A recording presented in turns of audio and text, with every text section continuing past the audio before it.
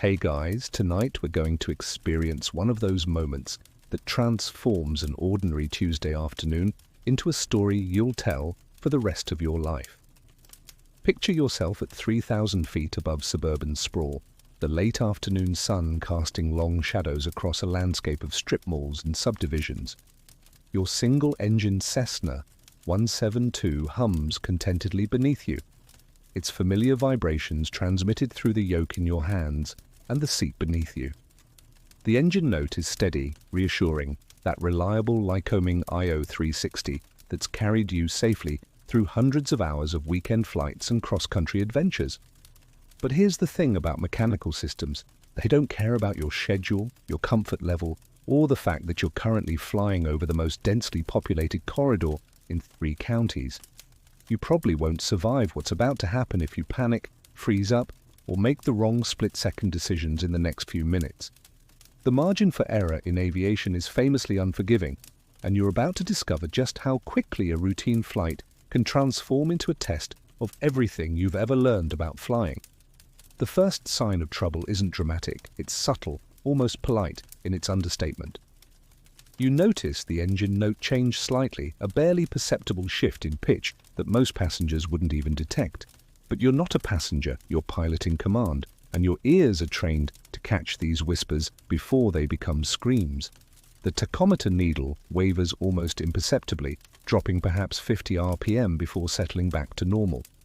You lean forward slightly, scanning the instrument panel with the methodical precision that flight training drilled into your nervous system.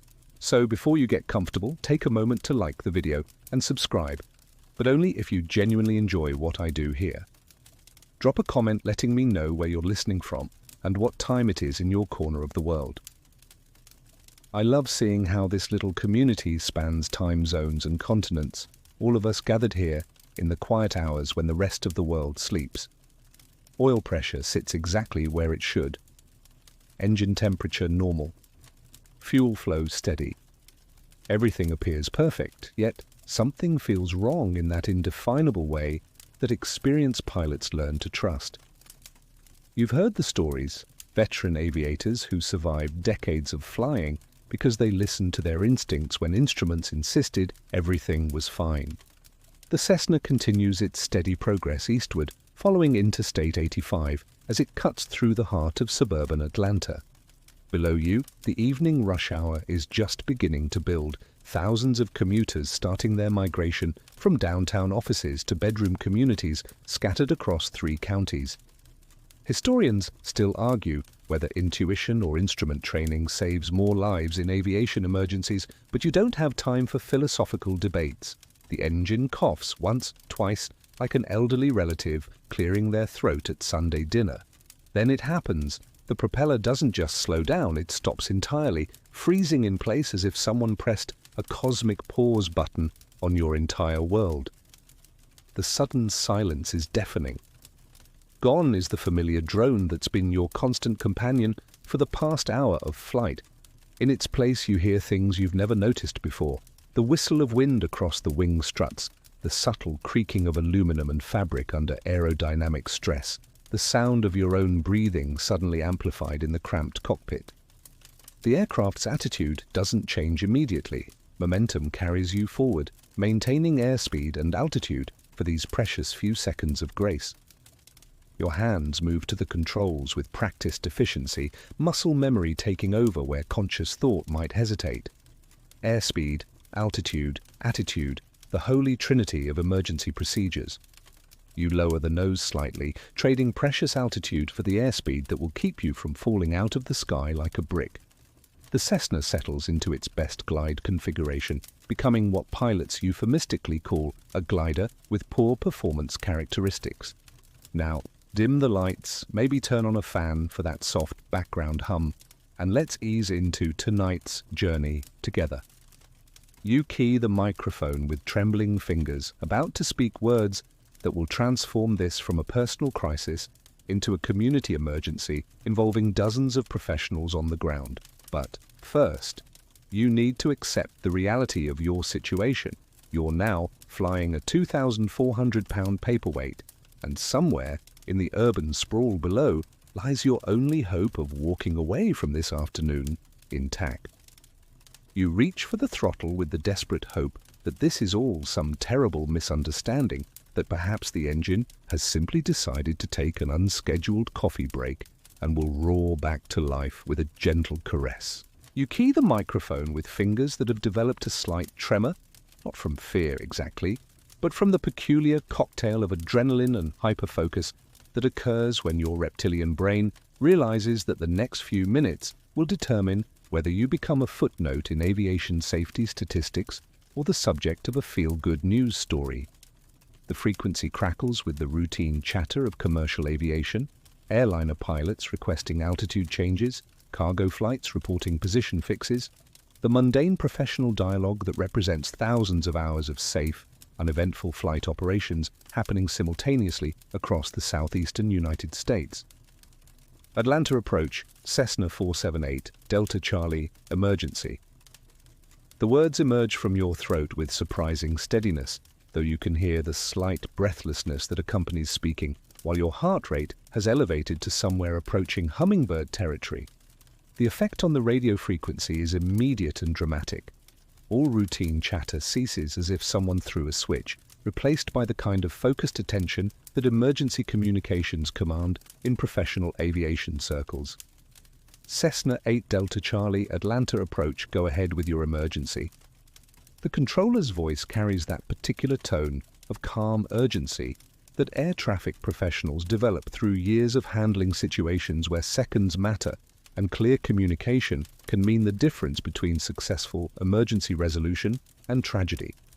You can hear keyboards clicking in the background as controllers begin pulling up your flight plan, aircraft information, and current position data on their radar scopes. Atlanta approach, 8 Delta. Charlie is a Cessna 172, total engine failure, currently at 2,000 feet descending, looking for emergency landing options. I have Interstate 85 in sight and may need to land on the highway. As you speak these words, you realize you're probably the first person in your controller's career to announce an intention to land on one of Georgia's busiest interstate highways during rush hour traffic. There's a brief pause on the frequency, the kind of silence that occurs when air traffic professionals process information that falls well outside their normal operational parameters. 8 Delta Charlie, understand total engine failure, current altitude 2,000 feet, squawk 7700, radar contact 15 miles northeast of Atlanta Hartsfield. Are you declaring an emergency? The controller's voice remains professionally calm, but you can detect the underlying tension that comes with coordinating an emergency that will soon involve multiple agencies, dozens of emergency responders, and potentially thousands of affected motorists. Squawking 7700, the Universal Emergency Transponder code, will light up your aircraft symbol on every radar scope within 200 miles, transforming you from routine traffic into everyone's primary concern. Affirmative. 8 Delta. Charlie is declaring an emergency, squawking 7700. Your transponder now broadcasts your distress to the world, electronically announcing that the small green dot representing your aircraft has transitioned from routine air traffic to potential disaster, requiring immediate attention from every agency equipped to help. Within seconds, your emergency squawk triggers automated alerts at Atlanta TRACON, the Georgia State Patrol headquarters, local fire departments, and emergency medical services throughout 3 counties. Historians still argue whether modern emergency communication systems create more help or more confusion during aviation crises, but you're grateful for every professional voice that begins coordinating your emergency. The controller's voice returns with the crisp efficiency that characterizes air traffic control during crisis situations. 8 Delta Charlie, I'm coordinating with Georgia State Patrol for possible highway landing. Can you maintain current heading toward I-85? The interstate stretches beneath you like a concrete lifeline, its 6 lanes of asphalt representing your best, and increasingly only, option for a survivable conclusion to this afternoon's events. You can see the traffic flow more clearly now from 1,800 feet, the evening rush hour creating those characteristic patterns of congestion and clear spaces that define urban commuting. Southbound traffic moves in waves, clusters of vehicles separated by gaps of varying duration, and distance. Your challenge is timing your approach to coincide with one of those gaps while maintaining enough airspeed to ensure controllable flight all the way to touchdown. 2. Atlanta approach 8 Delta. Charlie can maintain heading toward I-85. I'm going to need that highway cleared or at least have traffic advised of aircraft emergency landing. Even as you speak, you realize the magnitude of what you're requesting. Closing Interstate 85 during rush hour will affect thousands of commuters, trigger massive traffic diversions, and require coordination between multiple law enforcement agencies across several jurisdictions. You're essentially asking the state of Georgia to shut down a major transportation artery so you can use it as your personal runway. 8 Delta Charlie, we're coordinating highway closure with Georgia State Patrol. Be advised, emergency vehicles are being dispatched to your intended landing area. Continue present heading. Report when you have the highway in sight for landing. The controller's voice carries new tension now, the weight of coordinating an emergency that extends far beyond normal aviation boundaries into the realm of ground transportation, public safety, and mass media attention. Below you, the first signs of your emergency's ground-level impact become visible. You can see Georgia State Patrol vehicles positioning themselves at highway on-ramps, their blue lights creating tiny strobing dots along the interstate corridor. Traffic is beginning to back up as word spreads through police radio networks, and early commuters encounter the first highway closures. Your private emergency is becoming a very public spectacle involving thousands of people whose Tuesday evening plans have just been dramatically altered by your engine failure. You push the nose down slightly and feel the aircraft settle into what pilots call best glide speed. That precise airspeed where your Cessna will extract maximum distance from every foot of altitude remaining. At 68 knots indicated airspeed, you're threading the needle between flying too fast and wasting precious altitude versus flying too slow and risking an aerodynamic stall that would transform your controlled emergency into an uncontrolled disaster. The physics of unpowered flight become intensely personal when you're the one calculating glide ratios with your life hanging in the balance. Without engine power, your aircraft has become a 2,400-pound glider with the aerodynamic efficiency of a flying brick compared to purpose-built sailplanes. The Cessna 172 achieves a glide ratio of approximately 9:1 under ideal conditions, meaning you'll travel 9 feet forward for every foot of altitude lost.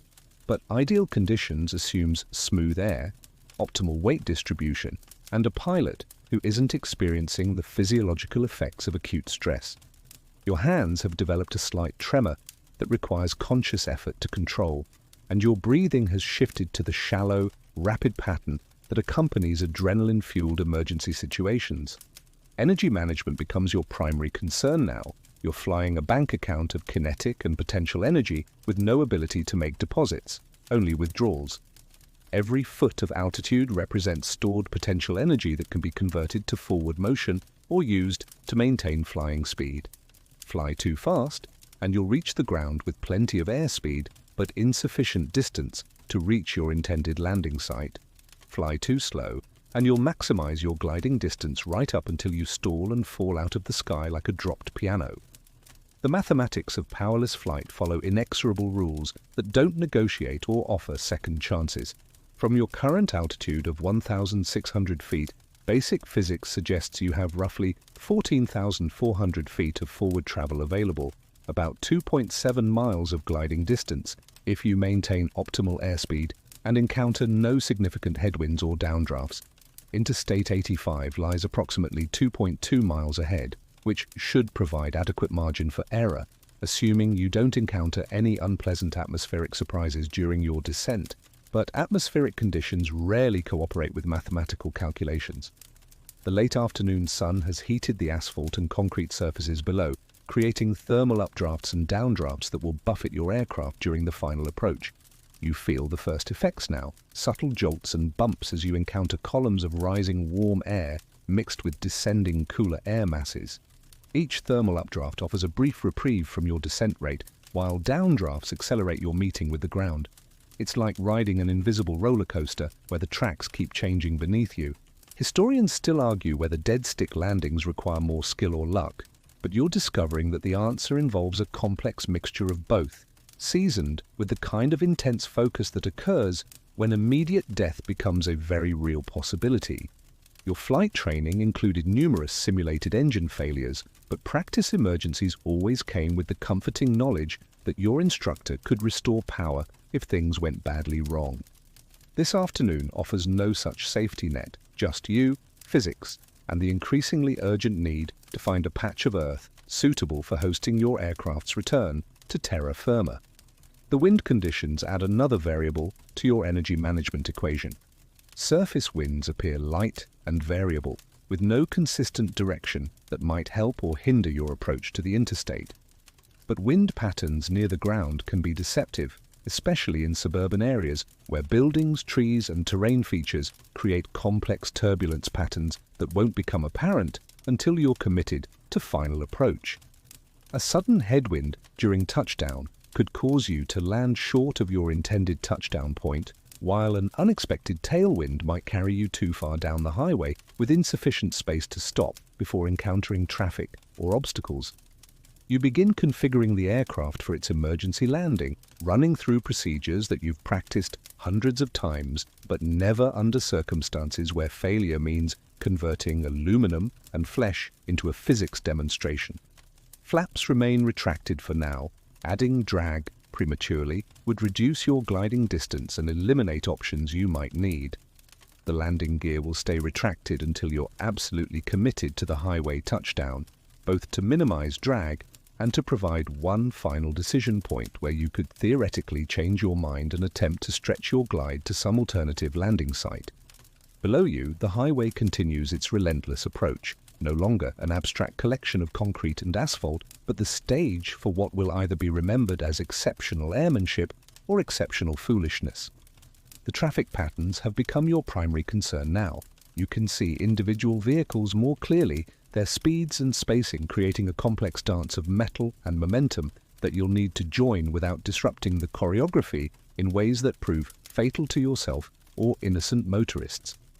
Your altitude reads 1,400 feet and decreasing at approximately 500 feet per minute.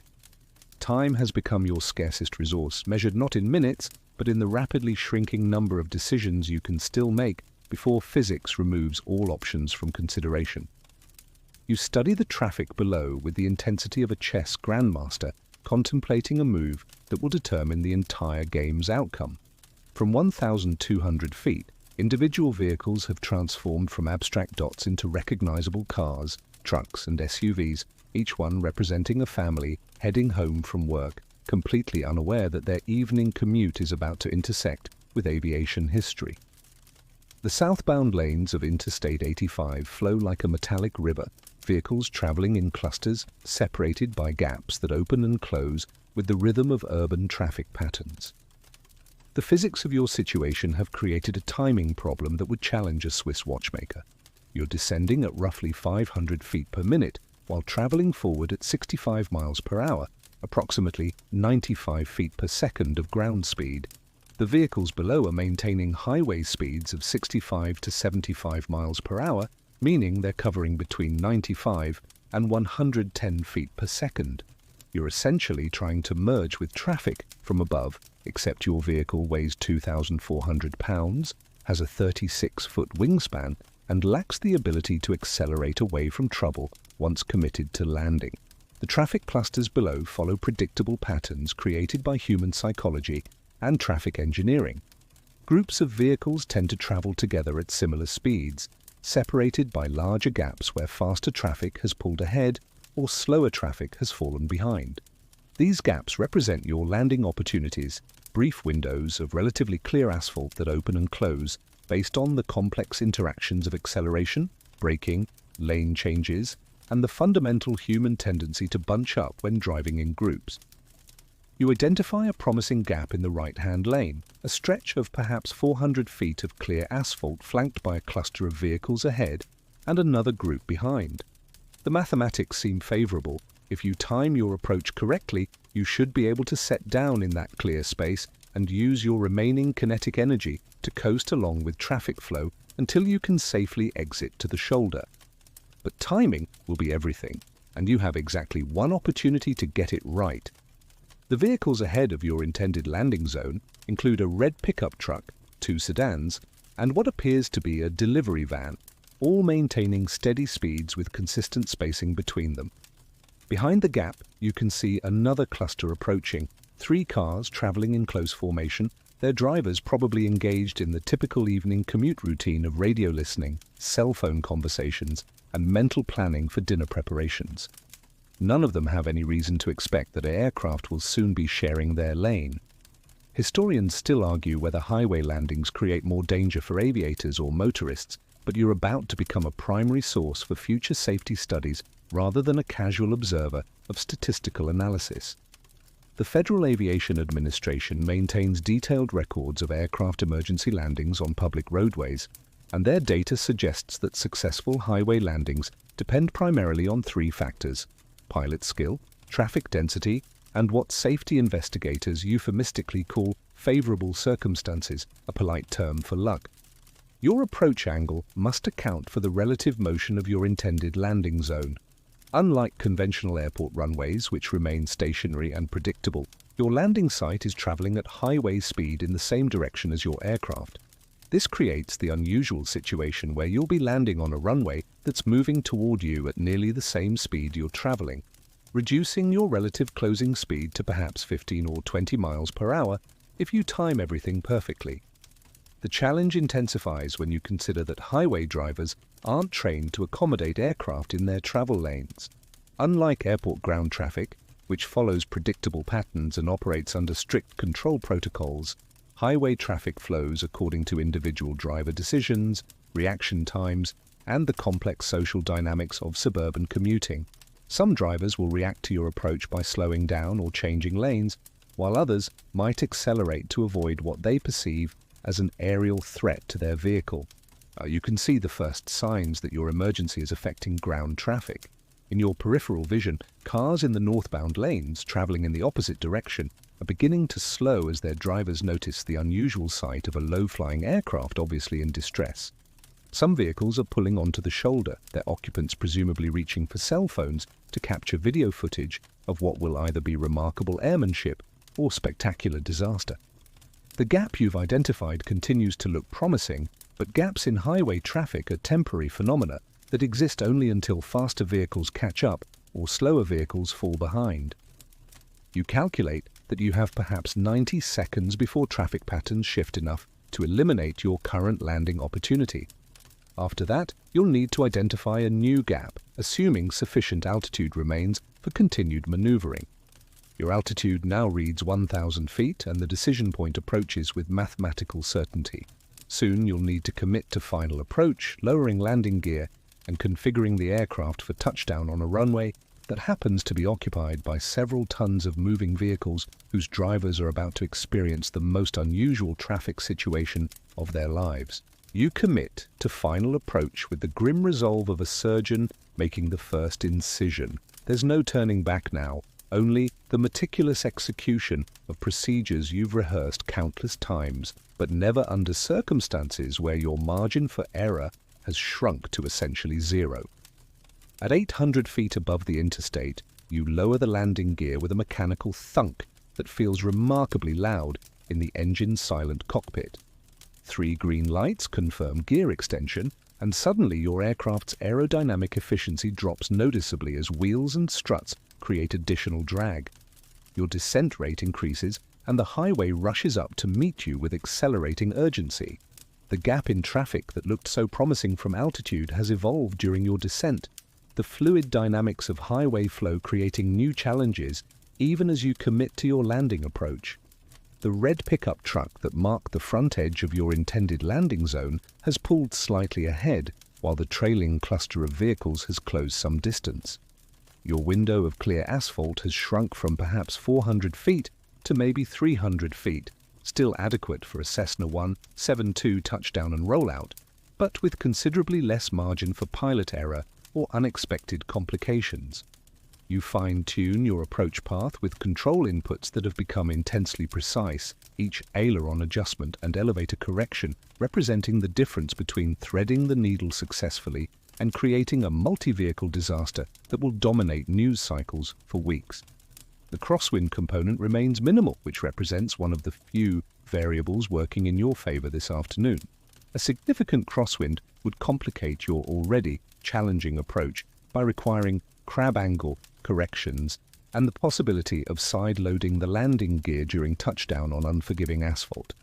Below you, the first highway drivers have noticed your approaching aircraft.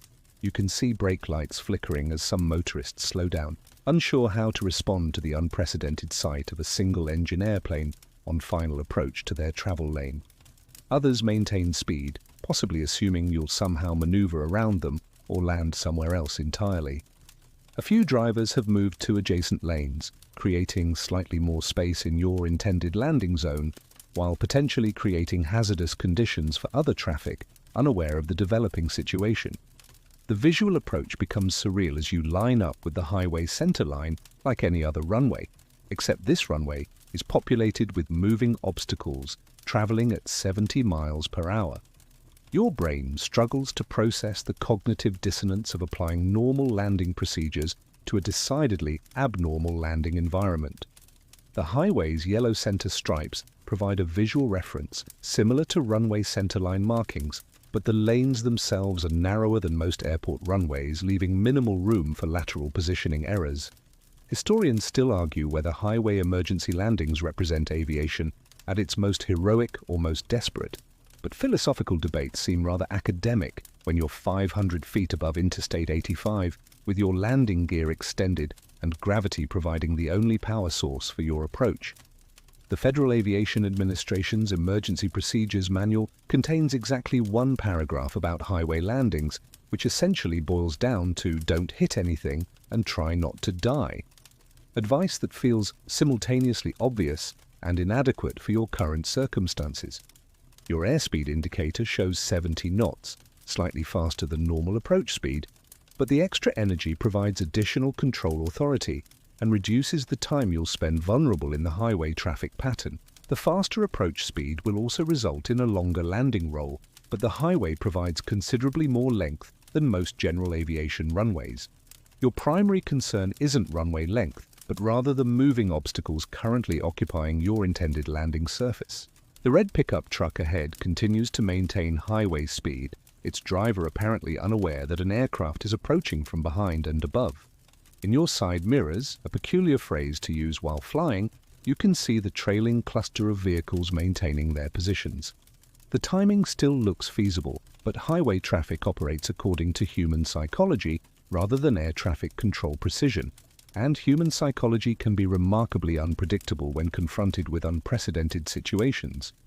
You key the microphone one final time before touchdown, transmitting to Atlanta approach and anyone else monitoring the emergency frequency. 8 Delta Charlie is on final approach to Interstate 85, landing gear down and locked, touchdown in approximately 30 seconds. Your voice carries a steady professionalism that surprises you, considering your heart rate has elevated to somewhere approaching cardiac stress test territory. The highway surface rushes up to meet you with increasing detail and clarity. You can see individual lane markings, small debris scattered along the shoulder, the heat shimmer rising from sun-warmed asphalt that's been absorbing Georgia sunshine all afternoon. The surface looks smooth and well-maintained, a far cry from the grass strips and dirt runways where aviation pioneers learned to land, but also far removed from the controlled environment of towered airports where emergency equipment waits on standby and runway surfaces are designed specifically for aircraft operations. At 200 feet above the highway, you're committed beyond any possibility of executing a go-around or missed approach. Physics has taken control of the situation, and your role has shifted from pilot to passenger in your own emergency landing. You feel the main landing gear kiss the sun-heated asphalt with a sensation that's simultaneously familiar and utterly alien. The gentle thump of touchdown that you've experienced hundreds of times before, but never while sharing the runway with a red pickup truck traveling at 68 miles per hour, just 200 feet ahead of your propeller. The contact sends vibrations through the airframe that feel different from normal landings, the hard surface of Interstate 85 transmitting a harsh metallic resonance that speaks of unforgiving pavement designed for automobile tires rather than aircraft wheels. Your approach speed was nearly identical to the highway traffic flow, which means your touchdown occurs with a relative ground speed of perhaps 15 miles per hour, fast enough to feel the aircraft settling onto the asphalt with authority, but slow enough that you're not immediately racing past the vehicles around you. The sensation is dreamlike. You're rolling down a highway in an airplane, surrounded by cars and trucks whose occupants are experiencing what may be the most unusual commute of their lives. The pickup truck ahead maintains its speed and lane position, its driver apparently still unaware that he's now sharing Interstate 85 with a Cessna 172. In your peripheral vision, you can see other motorists reacting with varying degrees of surprise, confusion, and what appears to be excitement as cell phone cameras emerge from passenger windows. Some drivers slow down to increase following distance, while others seem to accelerate slightly, perhaps trying to clear the area around what they perceive as an unpredictable aerial hazard that has suddenly joined their evening commute. Your aircraft settles fully onto the highway surface with the nose wheel touching down last, exactly as it should in a proper three-point landing.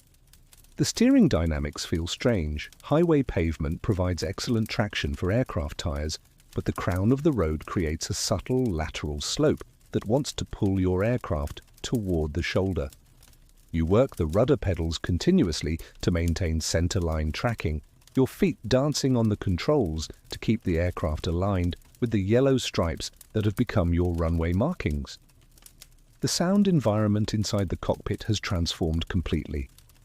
Gone is the familiar whistle of wind over wing surfaces during flight, replaced now by the rumble of tires on asphalt, the flutter of fabric and aluminum responding to ground effect turbulence, and the increasingly loud noise of highway traffic surrounding your aircraft. Through the open air vents, you can hear car engines, the hiss of tires on pavement, and what sounds suspiciously like honking horns, though whether those represent warnings, greetings, or simple expressions of automotive bewilderment remains unclear. Historians still argue whether successful highway landings demonstrate exceptional pilot skill or simply favorable circumstances, but you're too busy managing the immediate challenges of ground operations to worry about how this event will be analyzed by future aviation safety investigators.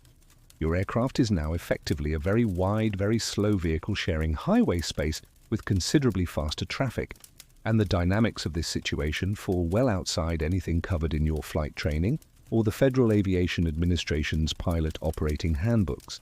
The red pickup truck ahead begins to pull away gradually as its driver maintains highway speed while your aircraft slows toward taxi speed. This creates exactly the separation you need, your touchdown point expanding into a growing buffer zone of clear asphalt that provides maneuvering room for the final phase of your emergency landing. Behind you, the cluster of following vehicles has also adjusted their speed and spacing, some drivers changing lanes to provide additional clearance around your aircraft. You apply wheel brakes gently, feeling the aircraft's forward motion decrease as kinetic energy transforms into heat through the brake pads and discs. The sensation is remarkably normal despite the utterly abnormal circumstances. Your aircraft responds to control inputs exactly as it would during any runway landing, except your runway happens to be populated with commuter traffic and bordered by concrete barriers rather than grass strips and taxiway lights. The most surreal aspect of your highway landing is how routine it feels once the aircraft is safely on the ground. Years of training have programmed your muscle memory to execute landing procedures regardless of the surrounding environment, and your hands and feet continue working the controls with practiced efficiency even as your conscious mind struggles to process the unprecedented nature of your situation. You're flying an airplane down Interstate 85 during rush hour, and somehow this feels almost normal. Other motorists are beginning to react more dramatically now that your aircraft has joined surface traffic. You can see drivers in adjacent lanes slowing down for better views, passengers leaning out windows with smartphones, and what appears to be at least one professional news crew in a van equipped with communication antennas. Word of your emergency landing is clearly spreading through whatever networks connect highway commuters to the outside world. Your ground speed continues decreasing as you taxi toward the highway shoulder, your aircraft behaving perfectly normally despite operating in an environment for which it was never designed. You steer the aircraft toward the right shoulder of Interstate 85, your nose wheel tracking obediently across the white line that separates the travel lane from the emergency stopping area. The transition from active highway lane to shoulder feels like crossing into sanctuary. You're no longer blocking traffic flow or sharing space with vehicles traveling at highway speeds. The Cessna rolls to a gentle stop on the gravel and asphalt shoulder, its propeller motionless and slightly askew, pointing toward a billboard advertising a local car dealership that promises unbeatable deals on reliable transportation. The silence that follows engine shutdown is profound and strange. After 90 minutes of constant engine noise followed by 30 minutes of emergency procedures and radio communications, the sudden quiet feels almost oppressive. You can hear your own breathing, slightly elevated and irregular, the ticking sounds of cooling metal as engine components adjust to their new status as expensive paperweights, and the whoosh of highway traffic continuing past your stationary aircraft like a river flowing around a newly deposited boulder. Through the windscreen, you watch the evening commute continue with barely a pause.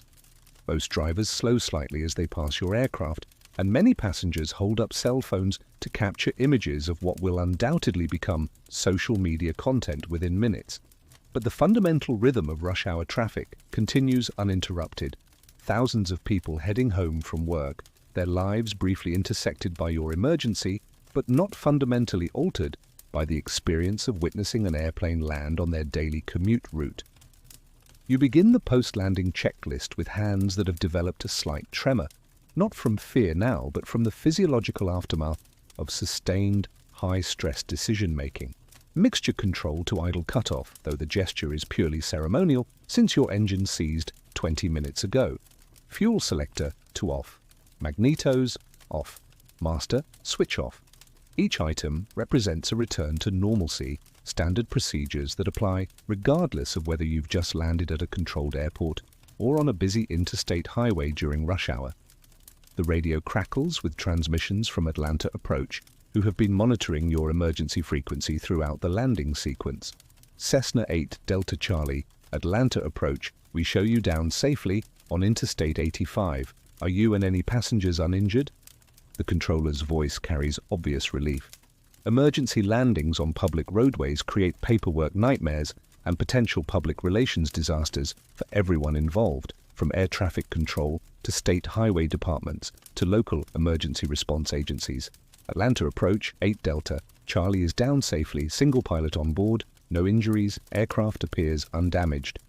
As you speak these words, you realize you're probably the first person in your controller's career to report a successful landing on Interstate 85. The phrase, aircraft appears undamaged, feels almost surreal under the circumstances.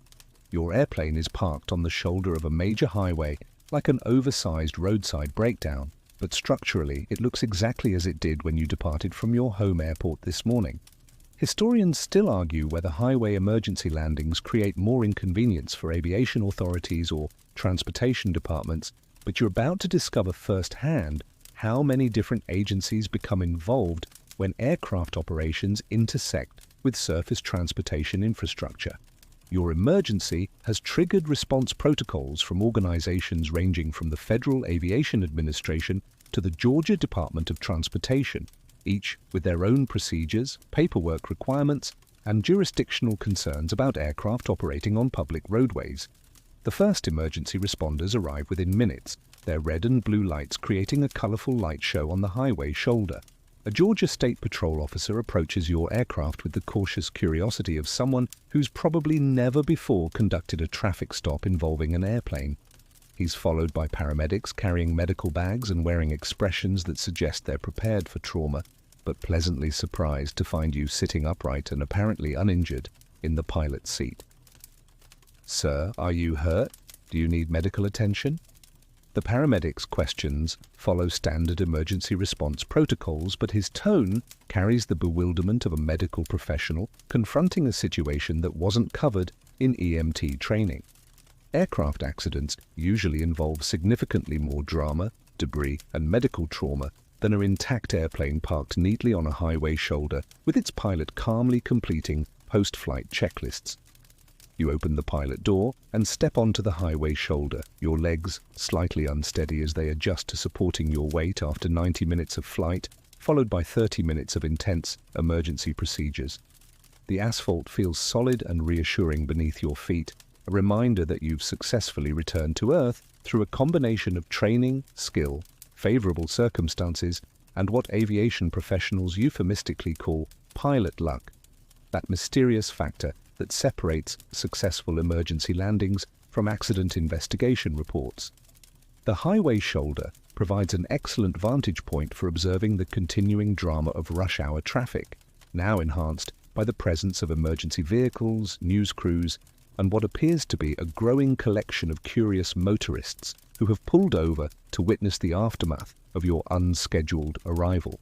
The emergency response to your highway landing unfolds with the orchestrated chaos that characterizes major incident management in modern America. Within 20 minutes of your touchdown, Interstate 85's shoulder has transformed into a staging area that would make a movie production crew envious.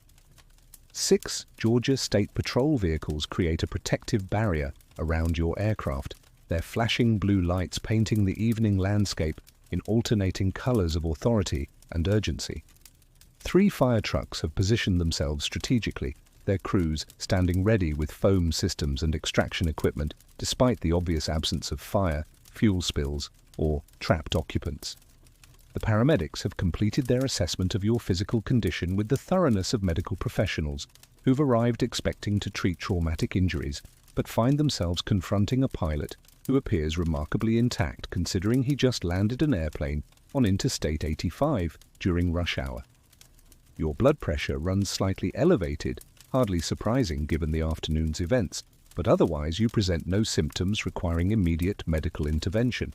The lead paramedic completes his paperwork with the bemused efficiency of someone documenting the most unusual non-emergency of his career. A Georgia State Patrol sergeant approaches with a clipboard and the expression of a law enforcement officer confronting a situation that exists in the gray area between traffic violation and aviation emergency. "Sir, I need to ask you some questions about what happened here," he begins, his tone professional, but tinged with the uncertainty that comes with writing incident reports for events that don't fit standard categories. How exactly does one cite a pilot for landing on a public highway? Is it a traffic violation, an aviation incident, or simply an act of God requiring documentation rather than enforcement action? The highway closure has created a traffic management nightmare that extends far beyond your immediate vicinity.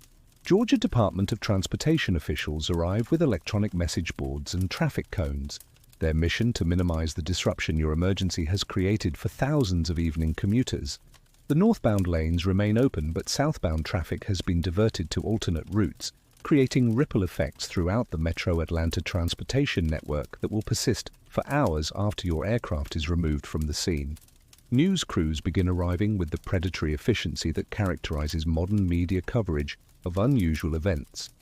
A Channel 2 action news van parks on the shoulder, followed quickly by representatives from Fox 5, 11 Alive, and what appears to be at least 3 independent news bloggers equipped with professional cameras and an aggressive determination to capture footage of your aircraft before authorities restrict media access. The reporter from Channel 2 approaches with a microphone and the practiced smile of someone who recognizes a human interest story with significant social media potential. "Sir, can you tell us what it felt like to land your airplane on Interstate 85 during rush hour traffic?" The question represents the beginning of what will undoubtedly become a media narrative about pilot heroism, aviation safety, and the dramatic intersection of air and ground transportation. You realize that your engine failure has transformed from a private emergency into public entertainment, complete with video footage that will probably circulate on social media platforms until the next aviation incident captures public attention. Historians still argue whether modern media coverage helps or hinders emergency response operations. but you're discovering firsthand how quickly a routine flight emergency becomes a public spectacle requiring careful management of information, access, and public safety concerns. The Georgia State Patrol establishes a media perimeter designed to balance press freedom with operational requirements, creating designated areas where reporters can observe and film without interfering with ongoing emergency response activities. Federal Aviation Administration investigators arrive in a government sedan, their presence transforming your emergency landing from a state highway incident into a federal aviation matter requiring compliance with Title 14 of the Code of Federal Regulations. The lead investigator introduces himself with the professional courtesy that characterizes FAA personnel dealing with pilot-in-command decisions made under emergency conditions. His preliminary questions focus on aircraft maintenance records, pilot qualifications, weather conditions, and the decision-making process that led to your highway landing. The logistical challenges of removing your aircraft from Interstate 85 become apparent as various agencies attempt to coordinate removal procedures. Your Cessna can't simply be towed like a disabled automobile. It requires specialized equipment, careful handling to prevent structural damage, and coordination with air traffic control to ensure the removal process doesn't interfere with normal aviation operations at nearby airports. Someone suggests that you might be able to taxi the aircraft to a nearby airport, but that proposal dies quickly when investigators remind everyone that your engine has suffered catastrophic failure and will require complete replacement before returning to service. A representative from your aircraft insurance company arrives with remarkable speed, suggesting that emergency aircraft landings on public highways represent a sufficiently common occurrence to warrant established response protocols. She photographs your aircraft from multiple angles, documents the highway surface conditions, and begins the paperwork that will determine whether your emergency landing constitutes a covered incident or an excluded event under your aviation insurance policy. The spectacle continues growing as word spreads through whatever networks connect aviation enthusiasts, emergency response personnel, and people who simply enjoy witnessing unusual events during their evening commute.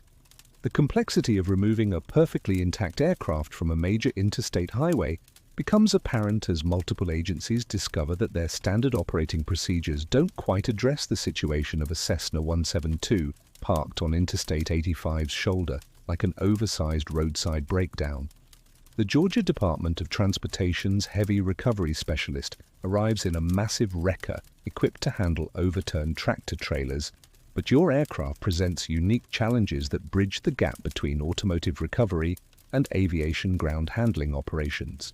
Your Cessna weighs 2,400 pounds and spans 36 feet from wingtip to wingtip, dimensions that exceed standard highway recovery equipment capabilities.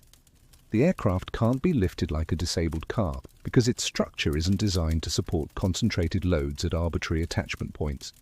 The wings could buckle under improper lifting forces, and the landing gear might collapse if stressed beyond design limits during recovery operations.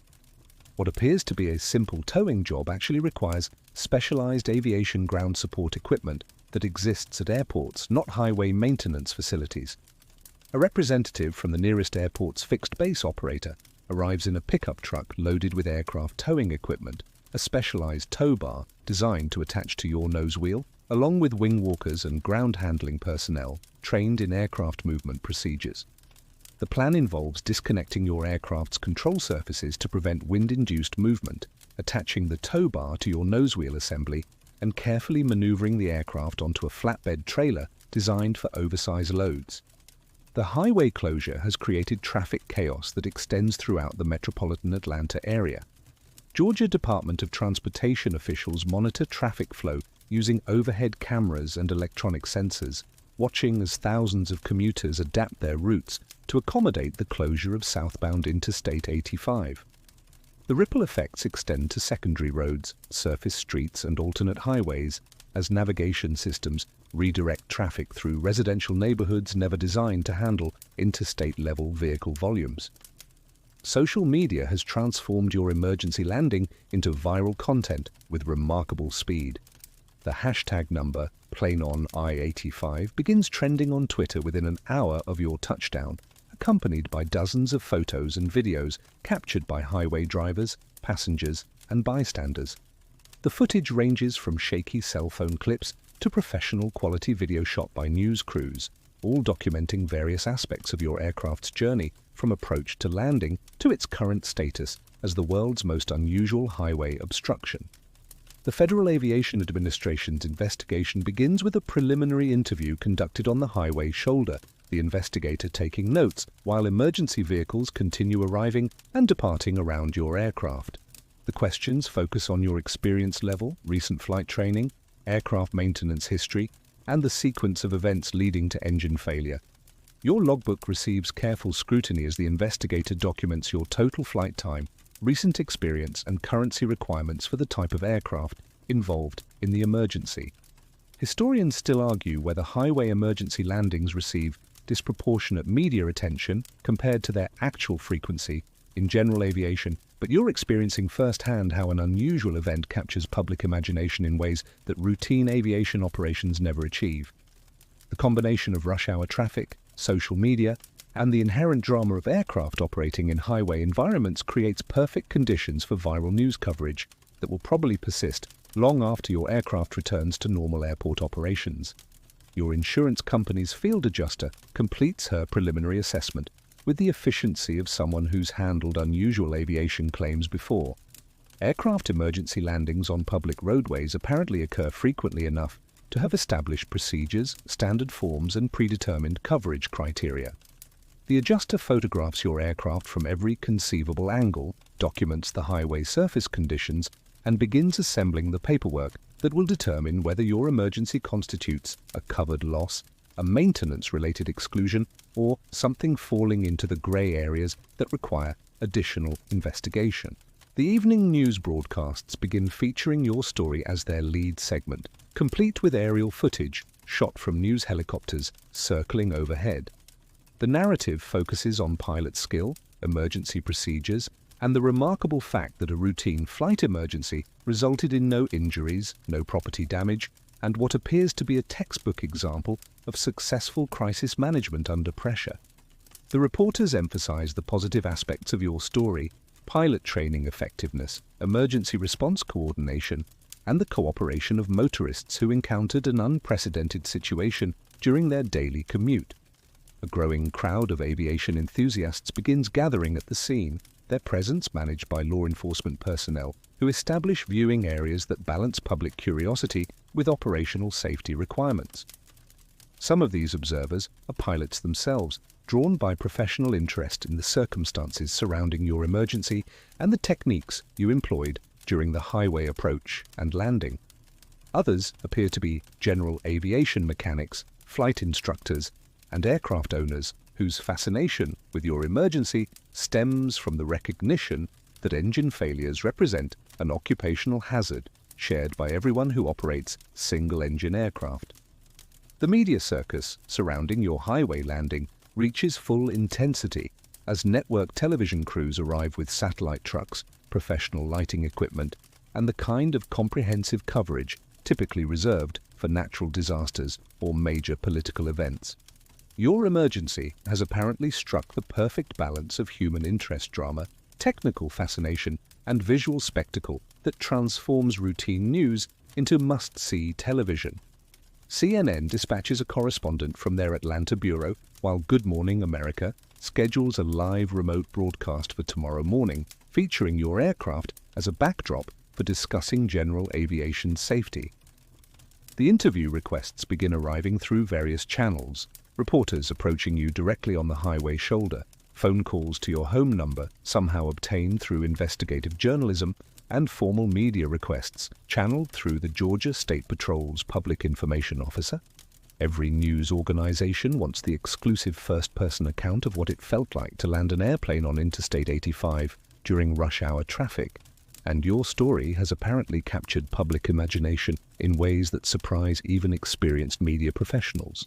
Your cell phone begins ringing continuously as friends, family members, and acquaintances see news coverage and realize they know someone who just became temporarily famous for emergency aviation procedures. The calls range from genuine concern about your welfare to excited congratulations on your successful emergency landing, mixed with requests for insider details not covered in the television reports. Your voicemail fills quickly with messages from people you haven't heard from in years, all expressing amazement that someone they know personally has just landed an airplane on a major interstate highway. The Federal Aviation Administration's preliminary investigation continues with increasing formality as more personnel arrive from the Flight Standards District Office. Your pilot certificate receives careful examination, along with medical records, recent flight review documentation, and aircraft maintenance logs dating back several years. The investigators maintain professional courtesy throughout the process, but their questions reflect the reality that every aviation emergency requires thorough documentation to identify potential safety issues, regulatory compliance concerns, or systemic problems that might affect other pilots and aircraft. Social media coverage has evolved beyond simple documentation into detailed analysis of your emergency procedures, with aviation enthusiasts dissecting every aspect of your approach, landing, and post-touchdown ground operations. YouTube videos begin appearing within hours, featuring pilot instructors using your emergency as a teaching tool for discussing engine failure procedures, emergency landing site selection, and crisis decision-making under pressure. Some of these analyses are remarkably accurate, while others demonstrate the dangers of armchair quarterbacking complex aviation emergencies based on limited information and smartphone footage. The aircraft recovery operation requires increasingly sophisticated coordination as various agencies attempt to balance highway safety, aviation regulations, and public interest concerns. Your Cessna can't remain on Interstate 85 indefinitely. It represents both a traffic hazard and a security concern, as curious motorists continue slowing to photograph the unusual sight of an airplane parked on a major highway. But removing the aircraft requires specialized equipment, careful planning, and coordination with multiple jurisdictions whose standard procedures don't address aviation emergencies on public roadways. A representative from the National Transportation Safety Board arrives to assess whether your emergency warrants a formal accident investigation.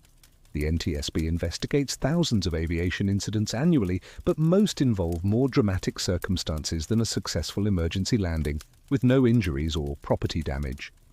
Your situation falls into the category of incident rather than accident, which typically results in less intensive investigation focused on identifying potential safety lessons rather than determining probable cause for catastrophic failure.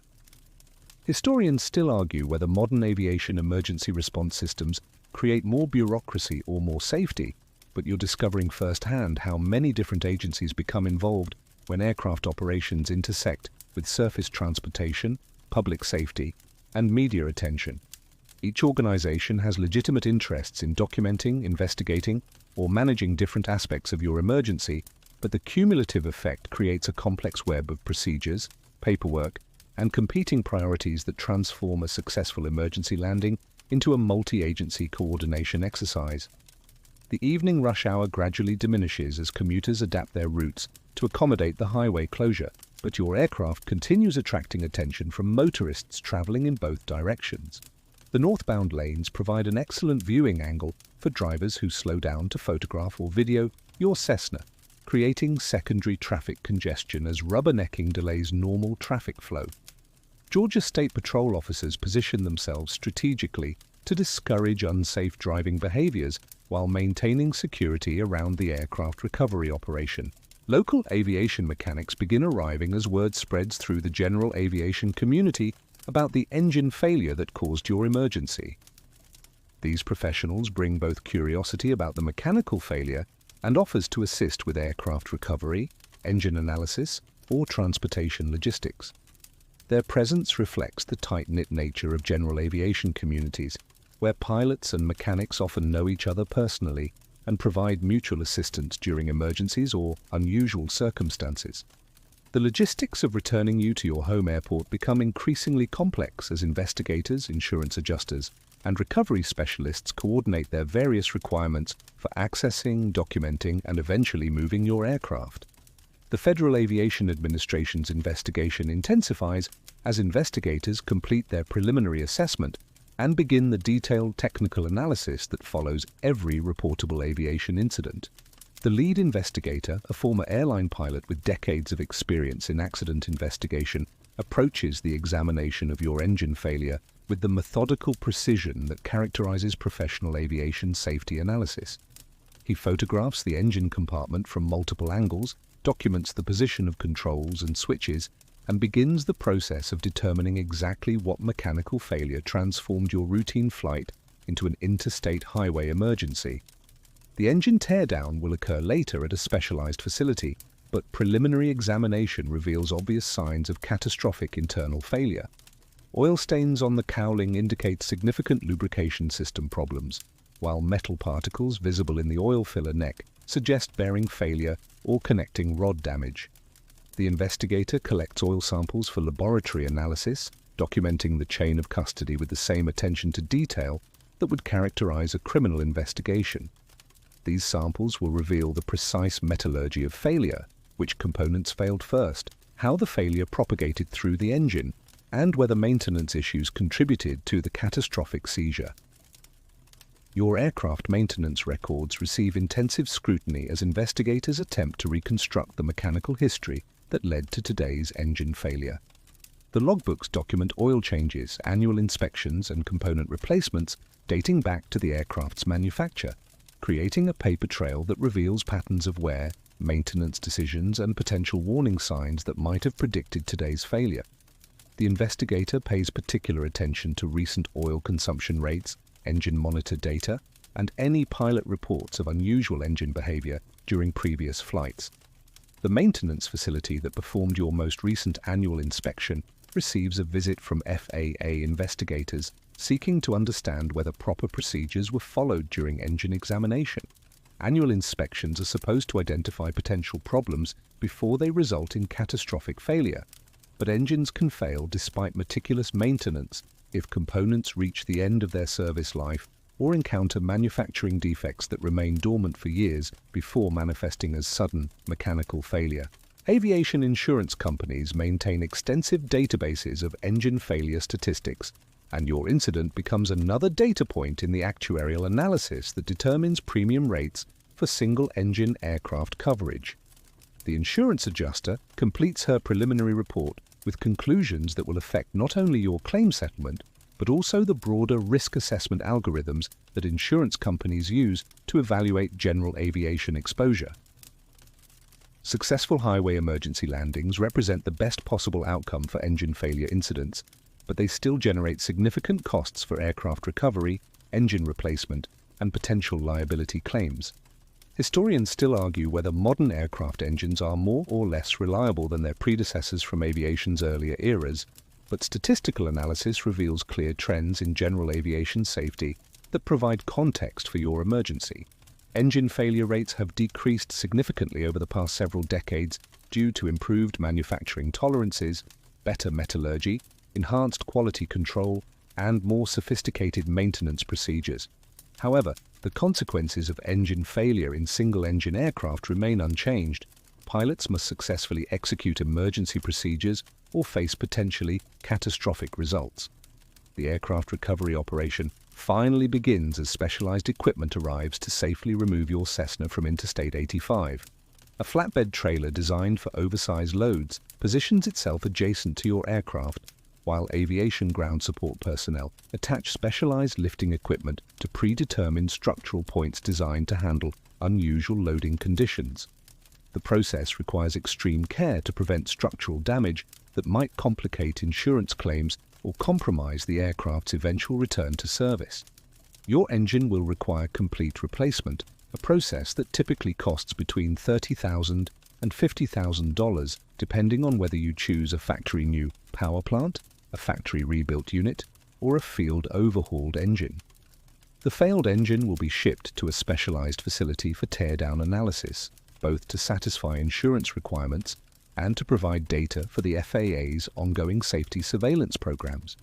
Sometimes these analyses reveal manufacturing defects that trigger service bulletins or airworthiness directives affecting entire fleets of similar aircraft. The media attention begins to shift from breaking news coverage to human interest features focusing on pilot training, aviation safety, and the remarkable fact that modern flight training prepared you to successfully handle an emergency that could have easily resulted in multiple fatalities.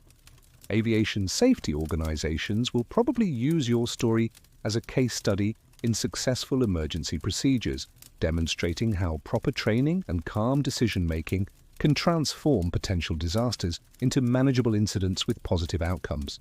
Local flight schools have already begun incorporating your emergency into their curriculum as an example of effective emergency decision-making and execution. Student pilots will study your approach selection, traffic pattern integration, and post-landing procedures as examples of how to successfully manage engine failures in challenging environments. Your emergency landing has become educational material that will influence pilot training for years to come. The evening's news broadcasts continue featuring updates on your story, but the focus has shifted from immediate drama to broader questions about general aviation safety, pilot training standards, and the remarkable effectiveness of emergency procedures when executed properly under pressure. The mechanical autopsy of your engine reveals the fascinating and sobering story of how precision-engineered components can transition from reliable operation to catastrophic failure in the span of mere minutes.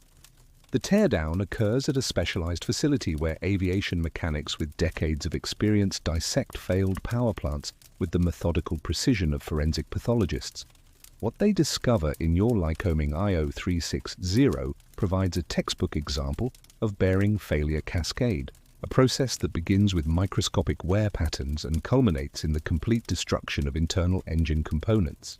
The root cause traces back to a connecting rod bearing that had been gradually deteriorating for months, possibly years, before reaching the critical point where lubrication could no longer prevent metal-to-metal contact.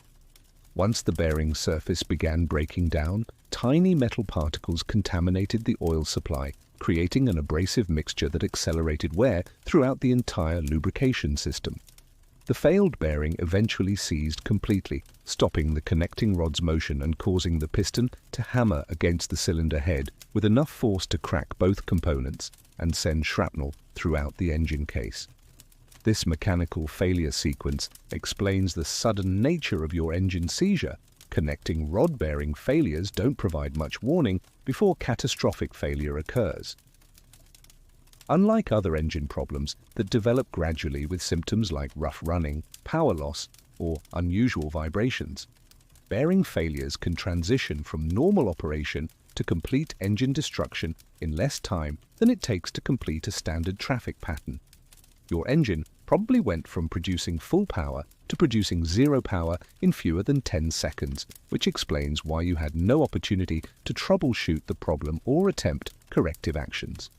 The metallurgical analysis reveals manufacturing tolerances that were within acceptable limits when the engine was assembled, but component wear over 1,847 hours of operation had gradually reduced those tolerances to the point where normal operating stresses exceeded the bearing's capacity to handle them. This represents the inherent challenge of maintaining mechanical systems. Components that meet all specifications can still fail when accumulated wear, environmental conditions, and operational stresses combine in ways that exceed design limits. Aviation maintenance professionals studying your engine failure will probably recommend enhanced oil analysis programs for similar engines approaching the same service life. Spectrographic oil analysis can detect bearing wear particles months before catastrophic failure occurs, providing early warning that allows for planned engine removal rather than emergency landing procedures. However, oil analysis programs cost money and require regular sampling. So many aircraft owners skip these preventive measures until they experience exactly the kind of failure that occurred during your flight. The insurance settlement process reveals the complex financial calculations that govern general aviation risk management. Your aircraft suffered no structural damage during the highway landing, which means the primary loss involves engine replacement costs rather than total aircraft value. However, the emergency landing triggered numerous secondary expenses including aircraft recovery, highway closure costs, emergency response services, and potential liability claims from motorists whose commutes were disrupted by your aircraft's presence on Interstate 85. Historians still argue whether modern aviation insurance adequately covers the true costs of aircraft emergencies, but your claim will probably settle without significant dispute since you followed proper emergency procedures and achieved the best possible outcome under the circumstances. Insurance companies prefer claims that result from mechanical failure rather than pilot error, and successful highway landings demonstrate exactly the kind of skill and decision-making that insurance underwriters hope to see when they issue policies covering single-engine aircraft operations.